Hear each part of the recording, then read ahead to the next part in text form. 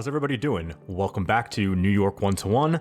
I'm I Think You Know, and in today's episode we'll be showing you the quickest way to rapidly expand population in your cities. And later, in the live play, we'll look at so much more that was built off camera, and look ahead to building in Brooklyn and Queens.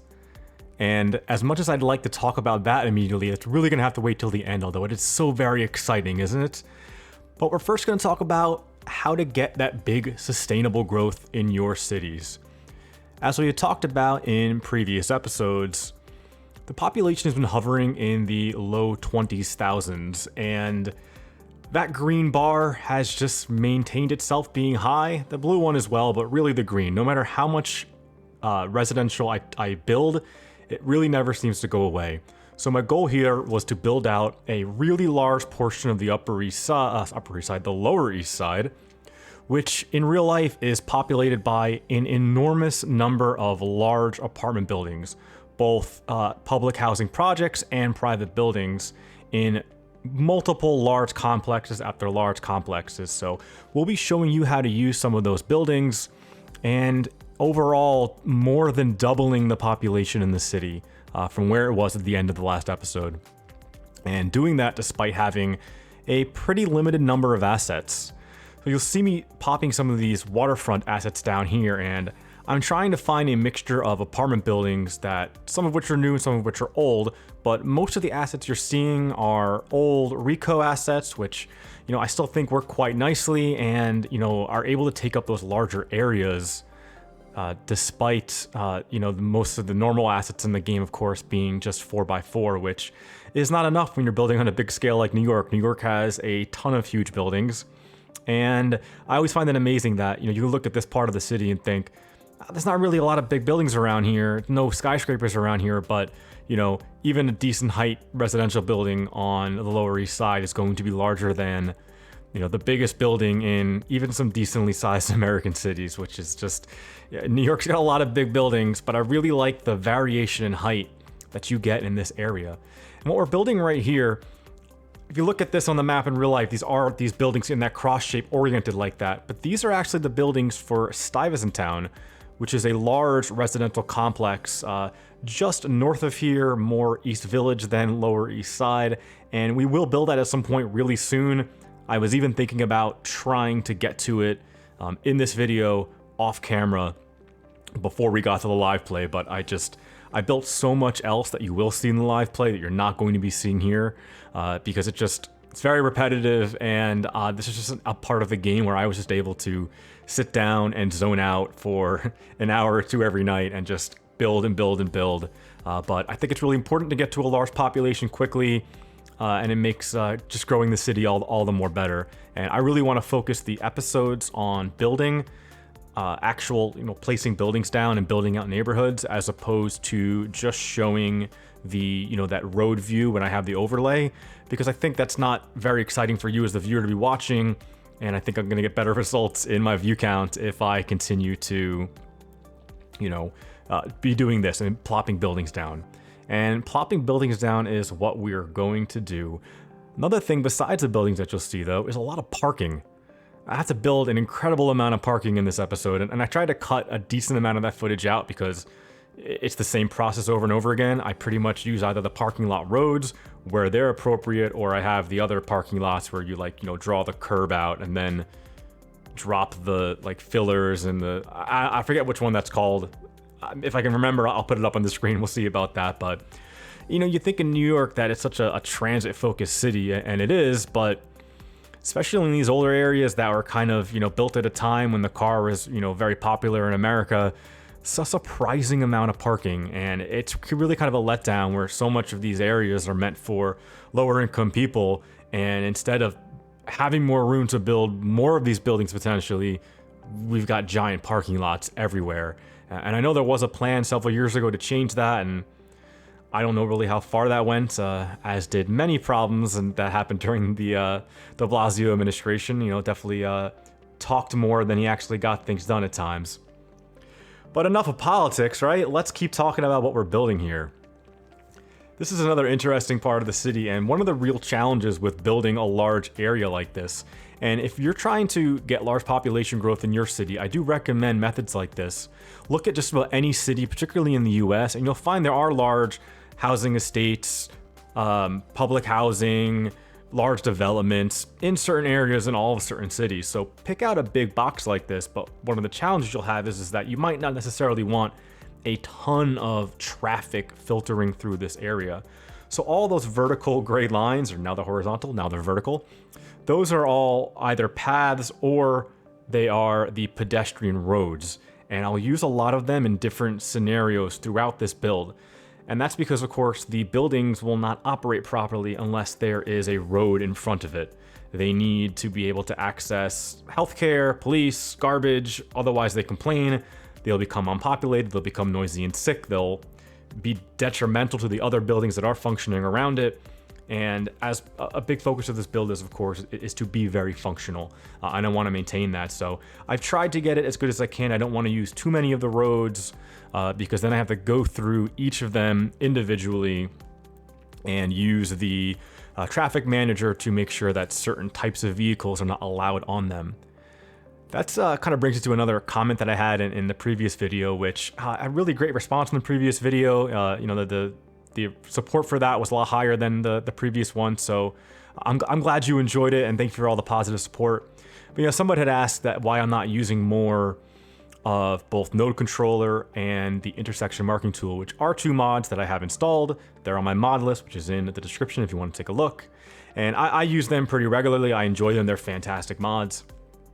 But the reason why I don't really use them a ton, at least not during the time lapse of the live play for these videos, is because it's really tedious. When you're building a city of this size, and I'm not building a new city of my own creatively bit by bit, you have to cut corners somewhere, and there will be important areas that we focus in and detail in on. And I've done some intersection marking tool work on West Street, on the bridges, and I will try to show those more in videos in the future, but I think the best place to see them is going to be in live streams. And I know I talked about a live stream last episode, but I've just been so busy with work, my personal life, coming out of COVID, maybe finally, definitely this time, and I'm spending a lot of time out in New York enjoying myself, but you know, still working hard on these videos and trying to get them out as quickly as I can.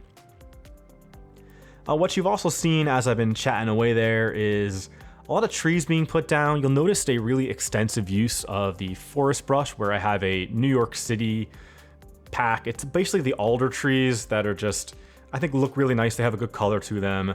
And again, not heavily detailing in most places, just kind of sweeping down some trees.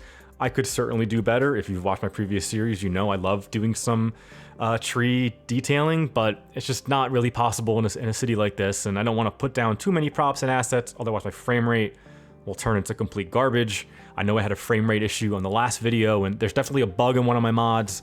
I can't quite figure out what it is, but if I do the right thing, I don't trigger it, and I can get a decent amount of playtime in before anything goes wrong, which is good. Speaking of the colors of the trees, I wanted to mention this right at the beginning, and I guess I forgot, because I outline this, but I ad-lib quite a lot when I'm doing these voiceovers, is I changed the LUT. I had asked about it in the live play from the previous episode. This is actually the same LUT that I was using for the East Yorkshire series, although I did actually brighten it up a little bit between the live play from last time and this time lapse. And I think it's a happy medium. I did want it a little bit brighter, but I just like the tones of this, and I really think this works quite a bit better. So let me know what you think below. I'm not opposed. You know, I do like the earlier look that we had, which was more brighter, more yellow, where this is more darker, more gray. But I feel like a city like New York maybe needs a little bit of a grittiness to it, needs a little bit of a darkness. And I think I'd mentioned too that it's quite a bit easier on my eyes when I'm staring at the game for 2 or 3 hours, completely zoned out, building and building and building and losing track of time. But that's why I love this game. It's exactly my chill out moment. And yeah, so another thing that I built here is, we had built in a previous episode those triple core buildings, but those are like meant for the Bronx, or like some kind of Bronx asset, and I feel like I had a smaller one in the past, but maybe I didn't. So I just kind of layered and clipped in the Stuytown buildings again, and they work so nicely. Just some quick pathing, and laying all that down, I really do think looks nice, and you'll see so much more. I built a lot more of this area off screen. The roads that on either side of where the Williamsburg Bridge is going to go, in real life, those are actually, they have like parking along them. So I've created all that to mimic, and we'll talk about in the live play about maybe building the Williamsburg Bridge soon, and into Brooklyn in general. But the last large section that I finished over here, although I think I actually finished the 2 squares, 3 large squares to its left off screen, which you'll see in the live play, but these are the Baruch houses in the Lower East Side, a really large complex that has a really large playing field on it, and I hope I get around to detailing the playing field. It needs to be like a proper park. I think it could really bring a lot of uniqueness to that area, but just layering all these small buildings and that one random tall building that's in this complex, I've never really quite understood that, although it does look kind of cool. But this is the way you have to do it. If you're ever building and you see people, how do they get these large 50,000, 100,000, 200,000, pops in their city? And not that you need to get to that level to have a successful city, but certainly when I'm doing New York, I think it requires it. I think it's really important that we get to 6-figure population by the 10th or 12th episode, something like that. I mean, I don't know how long this series is going to go. Probably at least 20 or 25 episodes if I can, maintain this kind of pace, but I don't want to wait too long. So we'll talk about a lot in the live play about where we're going to go next, what we're going to look at in the next few episodes, but there will be some live streams coming up. I know it's been about a month since the last one. I'm thinking maybe next weekend if I can squeeze it in. I need to take a look at that, make some screenshots and see if I can get that up and running, but I really want to, sneak into Queens or Brooklyn a little bit and then come back to Manhattan, do the East Village, do Hudson Yards, Times Square, Bryant Park, Empire State Building. I want to start moving my way uptown and hitting some more classics and really building out the road network, the subway network, just ping-ponging back and forth to what it needs to function. All right, then, we're just about 30 seconds or so away here from the live play, but what I want to do real quick is thank you again for hanging out today and helping to continue to grow this channel. If you haven't already, please hit like and subscribe, and comment down below if you have any questions for me or anything that you would like to see in the future. And as always, thank you so much. Let's get into the live play. And we're back here in the live play, and before we talk about what was built in this episode and what I teased at the beginning, let's take a quick look at this. The population is over 44K now. If you went back to the previous video, which if you haven't watched, you should, we ended that at 22K, so as promised in the thumbnail, as talked about during the time lapse, we have doubled the population in the city in just one episode. But enough about that. Let's get back to the big tease, which is to talk a little bit about Brooklyn and Queens. When we built the Lower East Side initially a few episodes ago, we left this corridor open to build the Williamsburg Bridge. And I think that's what I would like to build next, building it over the water into Brooklyn, maybe gridding out a little bit of Williamsburg over here, but essentially connecting it. Now, my initial thought was to connect it up and into Queens because something else that was built entirely off camera, because it wasn't super interesting, and this is not finished, this is not complete, this is certainly not detailed, but I did go ahead and build in the connection for the Queens Midtown Tunnel, just to get people circulating a little bit more, especially to allow them to get into the lower parts of the area that we built out so heavily in this episode. But I initially thought about maybe building the Williamsburg Bridge to the BQE, over the Kosciuszko Bridge, and then through the Queens Midtown Tunnel, but I feel like I'd want to maybe just touch one borough at a time. So do let me know down below what you'd like to see, but I think what I'd rather do is come over here and loop it down into the Brooklyn and Manhattan bridges to kind of connect all the roads around here. And then it'll let me do a lot more going forward, keeping the city moving. Although the traffic is looking pretty good. Maybe we could take a look at that in a second. But before we talk about our future plans, look at how much was built. If you look at it overall, I really think we just about doubled the size of the city. Not just in the population as we spoke about, but in terms of the amount of volume that was built.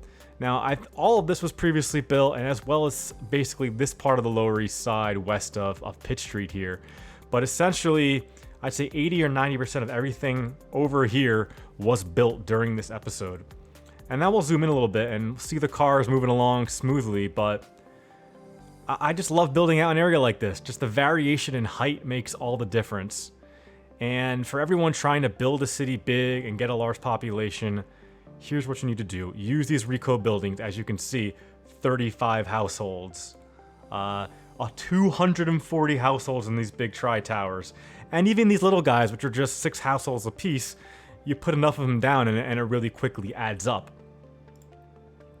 I think if I had done the realistic population mod, this area would be even more crazy. I think I did create this into a district, and I like often doing the district because it adds up the amount of people that are in the area, and it's like nearly 18,000 just in this half-built neighborhood, because the Lower East Side also includes all the rest of this, which has not been built yet, but will certainly get built at a future day and a future live stream whenever we get around to it. New York's a really big city, right?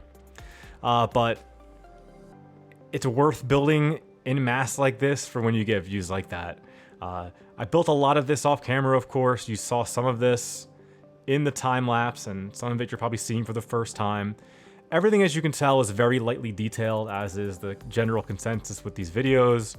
And in opposition to some of my earlier New York builds, I'm being a little bit more free-spirited with how I put the buildings down. So I'm not trying to spend too much time on finding that perfect building or thinking I need to download more assets. I really am just putting down buildings that make sense and filling in as quickly as I can. And honestly, it's a great way to do it. Don't sweat the small stuff. Don't worry about every building looking exactly the way you want it to, because in the end, once you fill out large areas, that's what's really going to give your city some character.